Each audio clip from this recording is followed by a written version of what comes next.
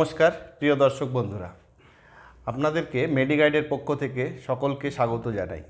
আজকে আমরা পেয়েছি ডক্টর পান্তর চক্রবর্তী।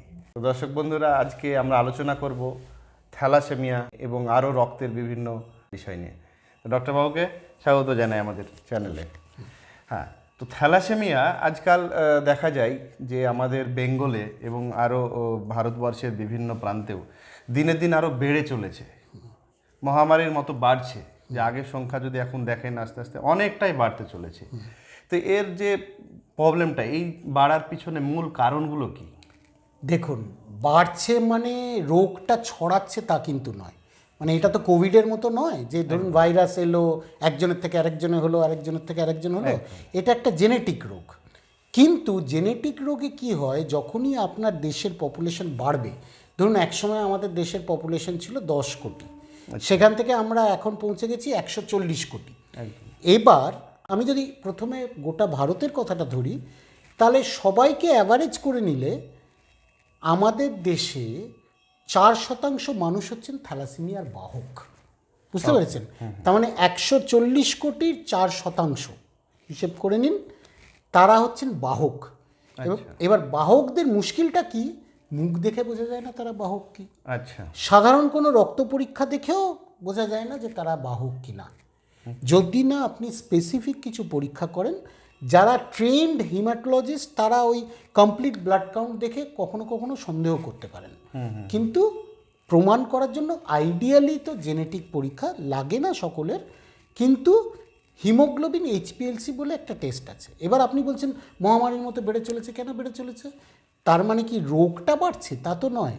কিন্তু এই বাহকরা যখন তাদের পরবর্তী প্রজন্মের জন্ম দিচ্ছেন, যদি স্বামী এবং স্ত্রী দুজনেই বাহক হন, তাহলেই তো পরবর্তী প্রজন্মে 25% সম্ভাবনা থাকছে সন্তানটির থ্যালাসেমিয়া রোগী হওয়ার। ওকে।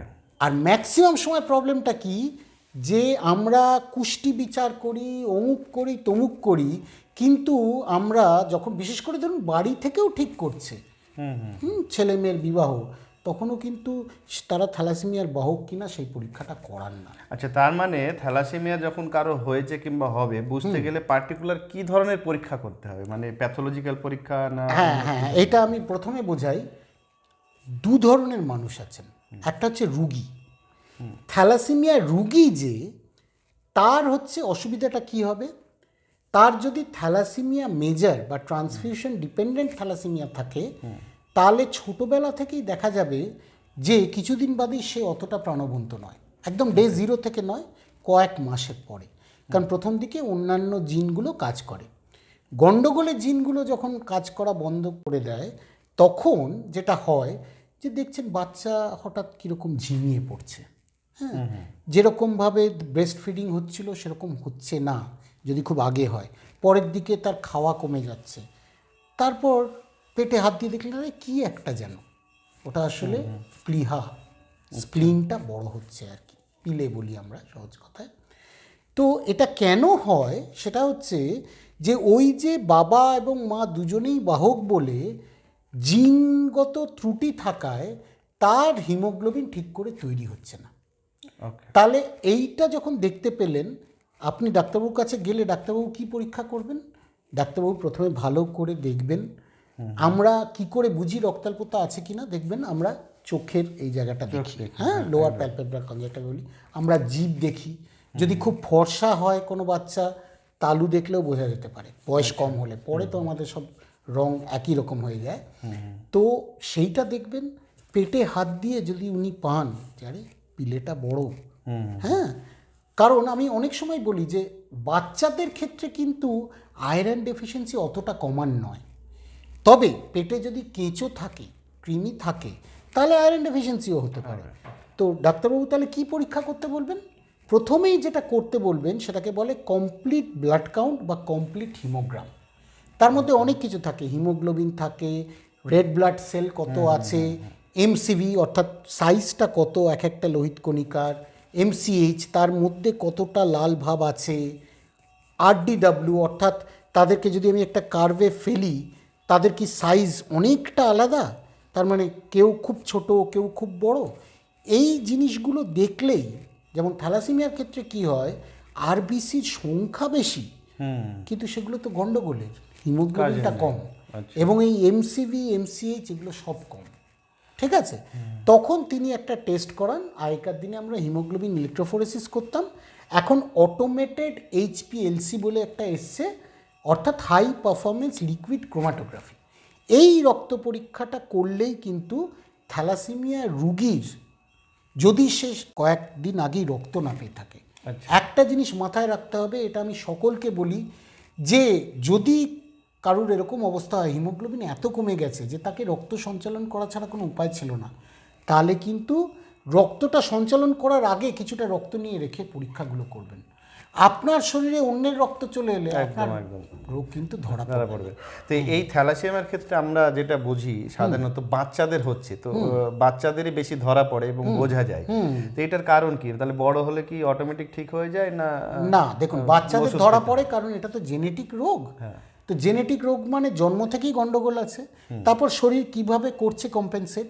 কিছু কিছু থ্যালাসেমিয়া রুগী আছেন যারা কিন্তু 5 বছর 7 বছর বয়সে ধরা পড়েছেন।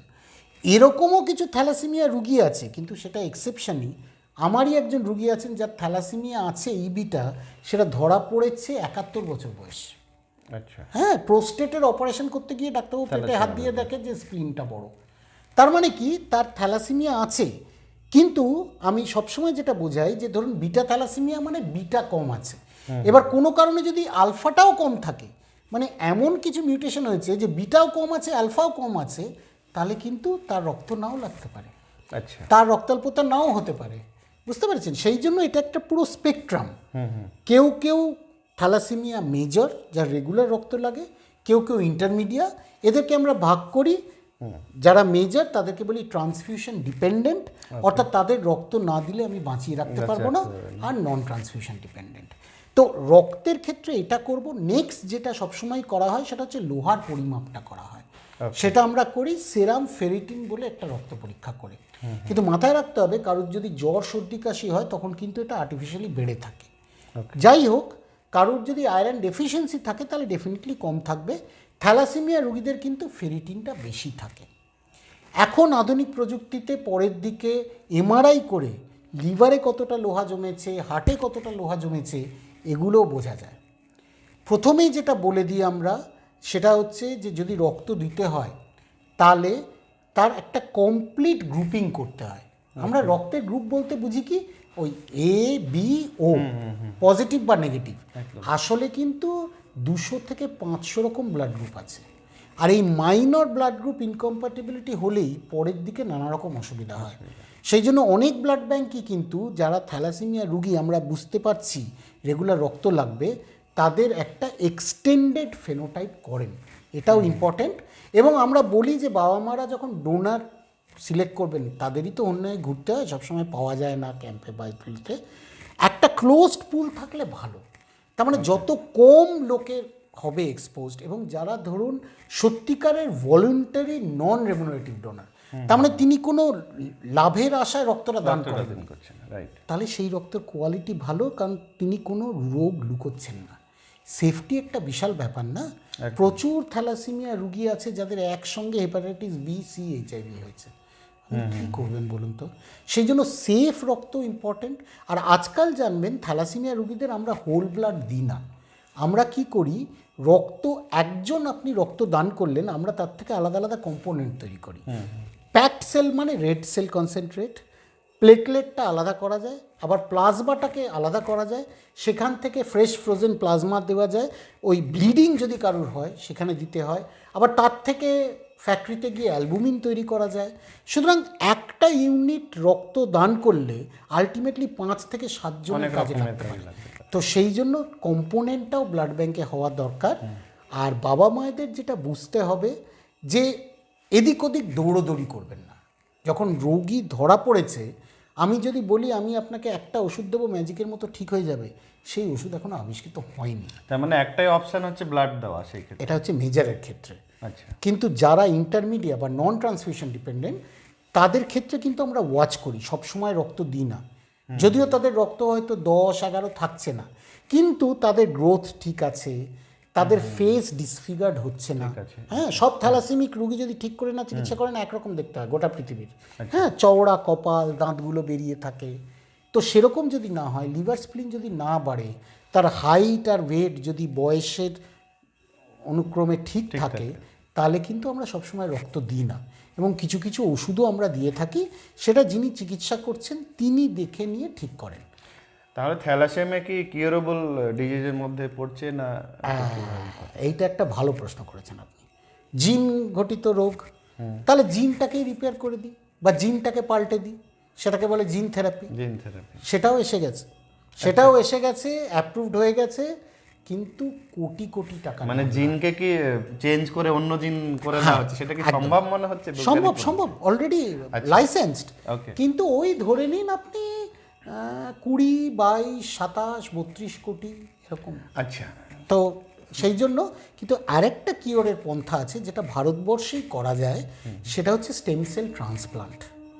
আচ্ছা, তার ভাই বা বোনের কেরিয়ার হলেও অসুবিধা নেই, ভাই বা বোনের স্টেম সেল নিয়ে যদি নিতান্ত না থাকে, তাহলে অন্যদের দিলে রেজাল্টটা অত ভালো হয় না, সব সেন্টার সেটা তাও ক্রস ম্যাচিং করার ব্যাপার থাকে অনেক। এই ছেলে ম্যাচিংয়ের ব্যাপার থাকে। Right. এবার আজকাল তো সব নিউক্লিয়ার ফ্যামিলি, আপনার যদি 10 জন ভাই বোন থাকতো তাহলে তার মধ্যে একটা ম্যাচ একটা বেরোতো, match করতো। কিন্তু আপনার যদি 1 বা 0 থাকে তাহলে ম্যাচ হওয়ার সম্ভাবনা। সায়েন্টিফিক্যালি সম্ভব, বাট এটা করতে গেলে অনেকটা। হ্যাঁ, কিন্তু এটাও বলে রাখি, আমাকে অনেকে জিজ্ঞেস করেন তার খরচ কত।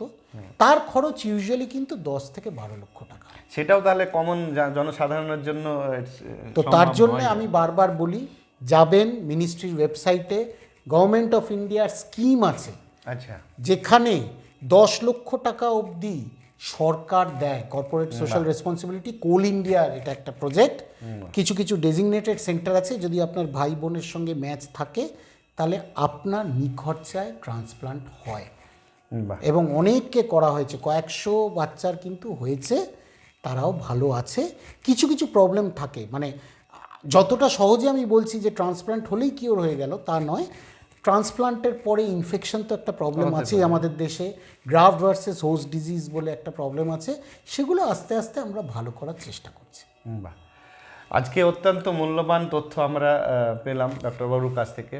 আমরা ভবিষ্যতে চেষ্টা করব আরও আপনাদেরকে ভালো ভালো তথ্য তুলে ধরার।